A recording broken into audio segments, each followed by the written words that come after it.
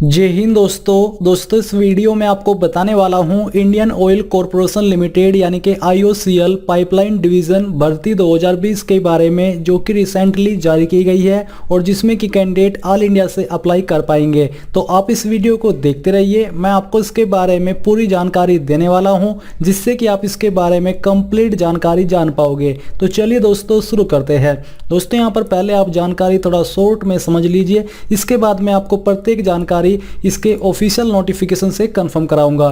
तो यहाँ पर जो आपका नेम ऑफ दी ऑर्गेनाइजेशन है, जैसे कि मैंने आपको बताया इंडियन ऑयल कॉरपोरेशन लिमिटेड है, जिसको शॉर्ट फॉर्म के अंदर आईओसीएल बोलते हैं। जॉब नेम की बात करें तो यहाँ पर आपकी जो वैकेंसी निकाली है ये अप्रेंटिस की निकाली है, जिसमें कि आपके technical and non technical apprentice trades होने वाले हैं।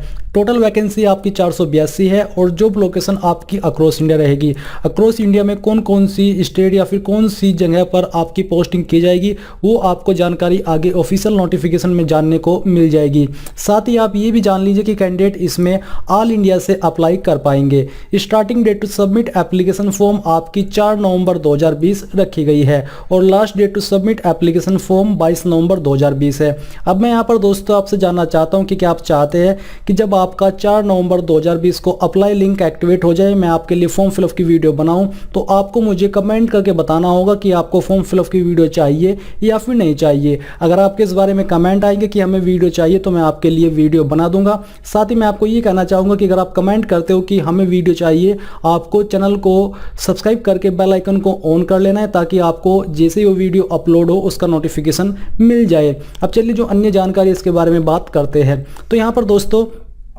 जैसे कि मैंने आपको बताया कि इसके अंदर 482 वैकेंसी है। अब किस पाइपलाइन के लिए किस स्टेट में कितने पद है वो यहाँ पर आपको जानकारी जानने को मिल पा रही है। ये जानकारी मैं आपको डायरेक्टली इसके ऑफिशियल नोटिफिकेशन से देता हूँ ताकि आपके मन में ये डाउट न रहे कि मैंने आपको कोई फेक जानकारी प्रोवाइड कराई है। तो यहाँ पर दोस्तों अभी जो आप वीडियो में देख पा रहे हो ये आपका ऑफिशियल नोटिफिकेशन है। इसका जो अनाउंसमेंट हुआ था वो आपका 30 अक्टूबर 2020 यानी कि बीते कल को हुआ था। इंपॉर्टेंट डेट्स आप यहाँ से कंफर्म कर सकते हो, जिनकी जानकारी मैं आपको ऑलरेडी दे चुका हूँ। फिर यहाँ पर दोस्तों नीचे आते हैं और जानते हैं आपके डिवीजन वाइज जो वैकेंसी डिटेल है उसके बारे में जानकारी। तो यहाँ पर आपका जो वेस्टर्न रीजन पाइपलाइंस है गुजरात इसके अंदर है और किस ट्रेड में कितने पद निकाले गए हैं वो आप यहाँ पर चेक कर सकते हो। टोटल सीट्स भी आपको बताई है और कैटेगरी वाइज भी आपके सामने यहाँ पर जानकारी दी हुई है। इसके अलावा जो गुजरात का टोटल है वो आप यहाँ पर चेक कर पा रहे हो। फिर आता है आपका राजस्थान का, तो राजस्थान के अंदर किस ट्रेड के अंदर पद निकाले हैं वो आप यहाँ पर चेक कर पा रहे हो और जो राजस्थान का टोटल है वो भी आप यहाँ पर देख सकते हो। फिर यहाँ पर इसके बाद आपकी आती है ईस्टर्न रीजन पाइपलाइंस, जिसमें कि है वेस्ट बंगाल, और वेस्ट बंगाल में किस ट्रेड के लिए वैकेंसी निकाली वो आप यहाँ पर चेक कर पा रहे हो। जो यहाँ पर ट्रेड दिए गए हैं इन ट्रेड से मतलब है कि इन्हीं ट्रेड में कैंडिडेट अप्लाई कर पाएंगे, या फिर जो आप लोग इसमें अप्लाई करोगे जो कि आपके पास बेसिकली 10वीं की योग्यता होनी चाहिए और जिस ट्रेड में आप अप्लाई कर रहे हो कुछ ट्रेड में आपके पास आईटीआई या फिर डिप्लोमा होना चाहिए। तो ऐसे में वही कैंडिडेट अप्लाई कर पाएंगे जिनका जो डिप्लोमा है या फिर आईटीआई है उसी ट्रेड में की गई है, तो तभी वो एलिजिबल हो पाएंगे। फिर दोस्तों यहाँ पर आता है आपका बिहार और इसमें जो आपके ट्रेड है वो आपके सामने है और बिहार का जो टोटल है वो आप यहाँ पर देख सकते हो। असम के अंदर यहाँ पर आपकी mechanical, electrical, T&I, human resource, accounts, finance की वैकेंसी है। असम की यहाँ पर टोटल वैकेंसी 31 है और उत्तर प्रदेश के अंदर यहाँ पर आपके जो पद निकाले हैं वो इन 2 ट्रेड के अंदर है, 3 ट्रेड के अंदर है, जिसमें कि 18 टोटल पद आपके होने वाले हैं। साउथ ईस्टर्न रीजन के अंदर आपका ओडिशा का है, छत्तीसगढ़ है जिसका जो टोटल है वो आपके सामने है, झारखंड यहाँ पर आपके सामने है। इसके अलावा हरियाणा में आपके यहाँ पर 43 पद है इन ट्रेड में, जो कि आप यहाँ पर चेक कर पा रहे हो। दिल्ली के अंदर वैकेंसी है, उत्तर प्रदेश का यहाँ पर अलग से वैकेंसी है जो कि इन ट्रेड के लिए, जो आप यहाँ पर चेक कर पा रहे हो। उत्तराखंड, राजस्थान, हिमाचल प्रदेश, तमिलनाडु, कर्नाटका, आंध्र प्रदेश। तो आपके सामने सभी ट्रेड की जानकारी दी जा चुकी है कि किस ट्रेड के लिए पद निकाले हैं और वो पद किस कैटेगरी के लिए कितने हैं। फिर नीचे आपको यहाँ पर फिर से इंपॉर्टेंट डेट्स दी जा रही है जो कि आप लोग अप्लाई कर पाओगे। ये आप इस वेबसाइट के माध्यम से कर पाओगे जो कि आपके सामने है। यहीं से आपको अप्लाई करने का पूरा जो स्टेप बाय स्टेप प्रोसेस है वो लिंक एक्टिवेट होने पर जानने को मिल जाएगा। फिर बात करते हैं क्वालिफिकेशन की। तो दोस्तों यहाँ पर आपके सामने क्वालिफिकेशन की जानकारी दी जा रही है। अगर आप टेक्नीशियन, अप्रेंटिस, मैकेनिकल इस ट्रेड पर अप्लाई करते हो तो यहाँ पर आपसे जो क्वालिफिकेशन मांगी है वो है आपका 3 ईयर या फिर 2 years through lateral entry entry after ITI of minimum 1 year duration 10+2। Normally तो 3 इयर्स का डिप्लोमा आपके पास होना चाहिए, नहीं तो आपके पास ITI में अगर 2 इयर्स का भी है, 1 ईयर की ITI के बाद, तो आप तब भी एलिजिबल हो पाओगे। और जो आपका डिप्लोमा है वो इंजीनियरिंग में होना चाहिए, या तो मैकेनिकल या फिर ऑटोमोबाइल, तभी आप एलिजिबल हो पाओगे।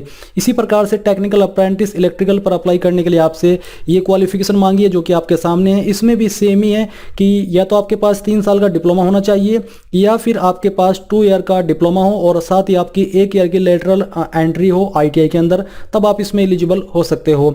अब यहाँ पर कुछ लोगों का सवाल ये भी होगा, क्या इसमें जो जिनके पास इंजीनियरिंग की योग्यता है इन डिसिप्लिन में, वो भी अप्लाई कर सकते हैं? तो हाँ, वो लोग इसमें अप्लाई कर पाएंगे, क्योंकि जो डिप्लोमा है वो इंजीनियरिंग के बराबर की योग्यता मानी जाएगी।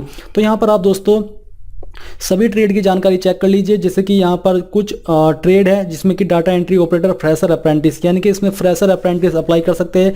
और इसमें अप्लाई करने के लिए आपसे सिर्फ 12वीं पास की ही योग्यता मांगी है। आपको बोला कि minimum 12th pass but below graduate, यानी कि ग्रेजुएट से कम होना चाहिए। तो इसमें 12वीं पास कैंडिडेट अप्लाई कर सकते हैं। Domestic data entry operator skill certificate holder के लिए आपकी ये पोस्ट है, इस पर अप्लाई करने के लिए आपसे 12वीं पास की योग्यता।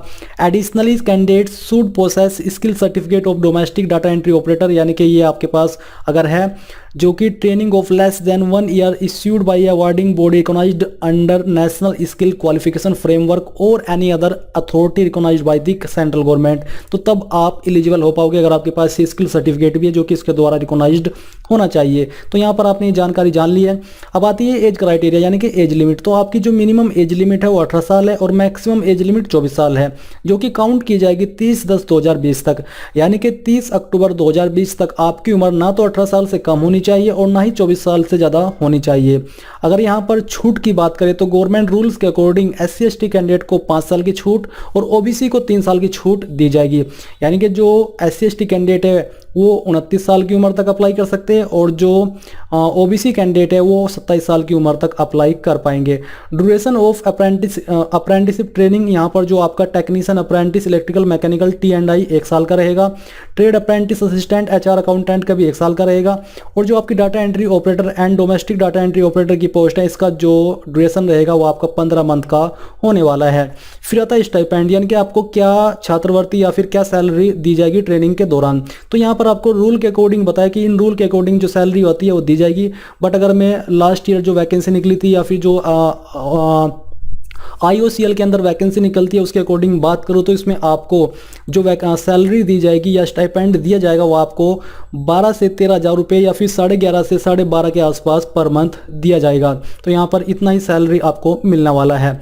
सिलेक्शन मेथडोलॉजी, यानी कि आपका सिलेक्शन किस तरह से किया जाएगा। तो यहाँ पर जो आपको बोला है कि यह selection process would consist of written test, यानी कि आपका सिलेक्शन रिटन टेस्ट के द्वारा किया जाएगा, जो कि आपके एग्जाम के अंदर objective type multiple choice question होंगे, जिसको हिंदी में बहुविकल्पीय बोलते हैं। यानी कि एक क्वेश्चन के लिए आपको 4 विकल्प दिए जाएंगे, जिसमें से एक विकल्प सही होगा।